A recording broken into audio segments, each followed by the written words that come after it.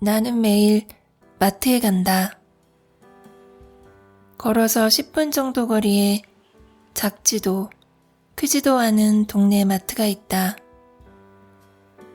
아침에 냉장고를 열어보고 점심과 저녁에 먹을 것이 없으면 장바구니 캐리어를 끌고 동네 마트로 마시를 간다. 대형 마트에 가서 카트에 가득 실어 사오는 일은 하지 않은 지 오래되었다. 결혼하고 처음 살림을 시작할 때 생필품이나 먹을 것은 대형 마트에서 사오는 것이 당연하다고 생각했었다. 여러 가지를 한 곳에서 살 수 있고 대량으로 사니 저렴하다고 착각했기 때문이다. 그런데 거리가 먼 대형마트까지 차를 끌고 가서 많은 사람들 속에서 부대끼며 그 넓은 곳을 배회하는 것이 너무 피곤했다. 1+1이니 대용량 샴푸니 이것저것 보이는 것마다 다 필요한 것 같았다. 큰 카트가 꽉 차는 건 몇 분 걸리지도 않는다. 영수증에 10만 원이 찍히는 것은 대수롭지도 않은 일이다. 돈 낭비에 시간 낭비에 체력 낭비까지 뭐 하나 좋은 게 없었다. 그뿐만이 아니다. 그 많은 먹을 것들을 이고 지고 집에 와서 정리까지 해야 한다. 그렇게 반나절이 훌쩍 지나간다. 이제는 그런 바보 같은 짓을 더 이상 하지 않는다. 우리 집 냉장고는 거의 항상 비어 있어 하얀 냉기가 안개처럼 자욱하다. 냉장고에 있는 것을 다 먹고 먹을 것이 하나도 없으면 그제서야 마트에 가기 때문이다.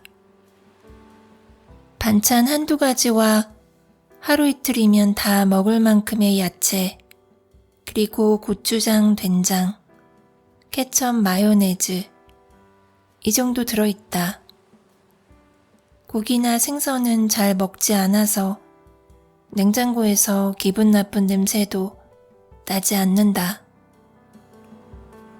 냉장고 안에 뭐가 들어있는지 다 외울 수 있을 정도로 항상 단초롭게 유지한다. 그래서 자꾸 청소가 하고 싶다.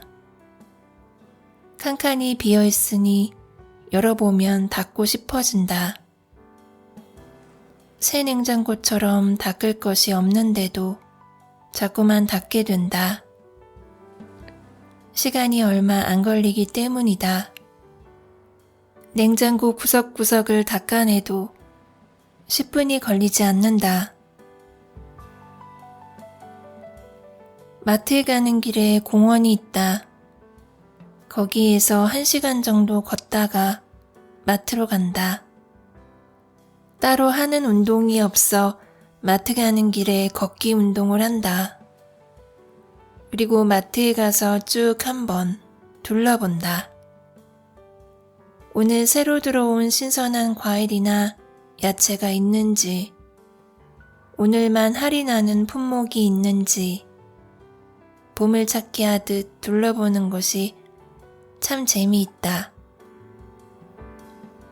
내가 제일 좋아하는 것은 저렴하고 신선한 제철 채소나 과일이다. 아침으로 과일을 먹기 때문에 과일 조금, 그리고 반찬을 만들 채소나 버섯 등을 하루나 이틀 먹을 정도의 양만 구매한다. 양은 적지만 신선한 국산 식재료 위주로 구매한다. 그래야 먹으면서도 맛있고 남기는 것도 없기 때문이다. 제철 과일과 채소는 국산이라도 저렴하고 신선한 재료들이 잘 살펴보면 얼마든지 있다. 한 번에 많은 양을 사서 집에 두면 신선도가 떨어지고 자리도 많이 차지한다. 다 먹고 또 사러 오면 되는데 많이 살 필요가 뭐가 있나 싶다. 내일은 마트에 오늘보다 더 맛있고 신선한 과일이 들어올지도 모른다. 조금 많이 샀다 싶은 날에도 계산을 해보면 2, 3만 원 정도이다. 같이 따라온 아이들도 이제는 카트에 물건 가짓수가 5개 정도만 되어도 엄마, 그만 사자. 너무 많이 산 것 같아. 라고 제어를 해주기도 한다. 그러면 나도 덩달아서 놀란 표정으로 그러네, 너무 많이 샀다. 이거는 다음에 사자. 하며 얼른 계산대로 발길을 돌린다. 그럴 때마다 말로 표현은 안 하지만 아이들에게 절약을 가르쳐 주는 것 같아 내심 기쁘다.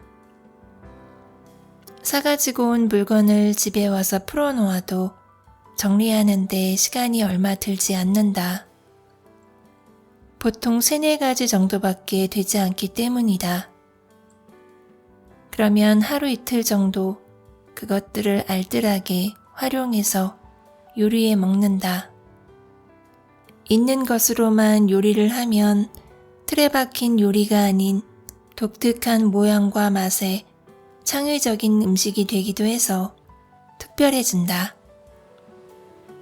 장을 조금씩만 봐오면 또 한 가지 좋은 점은 집에 먹을 것이 별로 없으므로 자연히 다이어트가 된다는 것이다. 과자나 빵 같은 간식도 잘 사다 놓지 않으므로 아이들도 밥대를 거르지 않고 밥을 맛있게 잘 먹는다. 매일 사와서 매일 요리해 먹는 것이 귀찮고 비효율적이라고 생각할 수도 있다. 전기밥솥에 항상 밥이 있고 냉장고에 일주일치 반찬이 만들어져 있다면 상차림이 수월할 것임에는 틀림없다. 그런데 아무리 냉장고 아니라지만 음식은 매일 조금씩 상하고 있다. 밥솥 안에서 항시 대기 중인 밥도 마찬가지이다. 아이들에게 오래된 음식보다는 매일 새로 만든 음식을 주고 싶다. 그 생각을 하면 귀찮고 힘들 때도 몸을 움직여 장을 보고 음식을 만들게 된다. 어느 날 친구가 놀러와 하는 말이 너네 집 콘도 같아. 어떻게 이렇게 뭐가 없을 수가 있어? 어렵지 않다. 그냥 적게 사면 된다. 다 먹고 나서, 다 쓰고 나서 사면 된다. 우리 집을 창고로 사용하지 않으면 그뿐이다. 냉장고를 비운 사람은 다른 곳도 비우고 싶어진다. 우리 집에는 방마다 침대가 없다. 안방에는 펴기도 개어놓기에도 편리한 가벼운 요를 깔고 잔다. 아이들은 비염이 있어 목화솜을 넣은 요를 깔아준다. 목화솜은 세탁할 필요 없이 볕이 좋은 날 베란다에 널어놓기만 해도 소독이 되고 뽀송해진다. 그렇게 몇 년 사용하다 솜을 다시 틀어 새 것처럼 사용할 수도 있다. 방에서 제일 큰 덩치로 주인 노릇하는 침대는 앞으로도 쭉 들여놓지 않을 생각이다. 게다가 세탁을 할 수도 햇볕에 소독할 수도 없는 매트리스는 위생적이지 않다. 아침에 일어나 요를 개어 장에 넣으면 장롱과 작은 테이블을 제외하고는 아무것도 없는 상태로 지낼 수 있다. 청소기 돌리기도 쉽고 정사각형으로 뻥 뚫린 방을 보고 있으면 속이 다 후련해진다. 아이들 방도 마찬가지다. 부피가 크고 무거운 장롱은 없다. 커다란 장롱을 채울 만큼 옷이 많지 않기 때문이다. 아이들도 혼자 들 수 있을 정도로 가벼운 4단 서랍장과 외투를 거는 작은 행거, 그리고 책상뿐이다. 아이들 방은 작은 방이지만 아침에 일어나 요를 개어놓으면 방이 넓어져 뛸 수도 뒹굴며 놀 수도 있다. 비어있는 공간은 나에게 더 중요한 것을 생각하고 목표하고 실행하라고 말해준다. 그리고 마음이 복잡하고 우울할 때 마음을 차분히 가라앉혀주고 그만 우울해하라고 위로해준다. 힘들고 지칠 때 내 몸을 편히 쉬게 해주고 다시 벌떡 일어나 열심히 살아보라고, 그러다 보면 모든 일이 다 잘 풀릴 거라고 용기를 준다.